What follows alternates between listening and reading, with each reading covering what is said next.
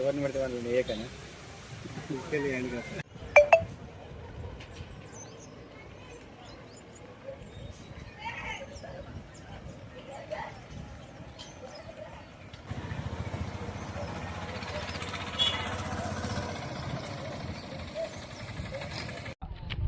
ములుగు మండల్ మాది జంగల్పల్లి గ్రామం.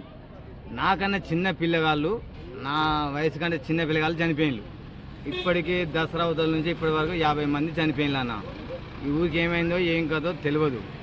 కాకపోతే బొడ్ర ఇక్కడ యాటను కొట్టాలి, అది చేయాలి, ఇది చేయాలన్నారు. ఈ గ్రామ సర్పంచి ఇప్పుడు 6 నెలలు 4 నెలలు అవుతుంది లేడు. కార్యదర్శి చేతులు ఉన్నది.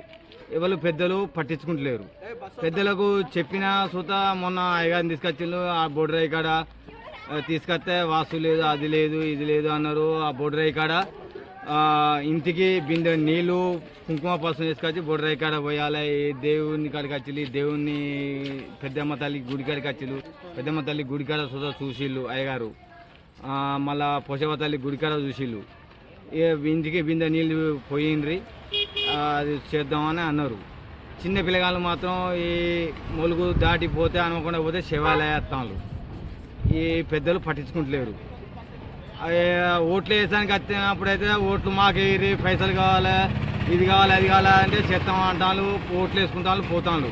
అదే మంత్రి సీతక్కని ఎమ్మెల్యే ఉన్నప్పుడు 3 సార్లు గెలిచింది. ఇప్పుడు సీతక్క మీ ఊరినే ఎమ్మెల్యే గెలిచిన మీ జంగల్పల్లి గ్రామంలో మంచిగా మెజార్టీ వచ్చింది, నేను చూసుకుంటా అన్నది ఇంతవరకు చూడలే. ఒక మంత్రి పదవి వచ్చినప్పుడు వచ్చింది, చూసింది. కరువు పని కనుక వచ్చింది. మీ సెంటర్ ఇలా నా కరువు పనికి 400 కరువు పని పైసలు కట్టిస్తా అన్నారు అని చెప్పింది, పోయింది. ఇంతవరకు పట్టించుకోలే. మరి ఆమెనా మరి ఊరికి మెజార్టీ వచ్చినప్పుడు మరి ఇప్పుడు ఈ ఊరికి ఏమవుతుంది, ఏం కంత చిన్న పిల్లగాళ్ళు చనిపోతాను, మరి ఏంది అని ఒక్కసారి చూద్దా అడగలేదు. అది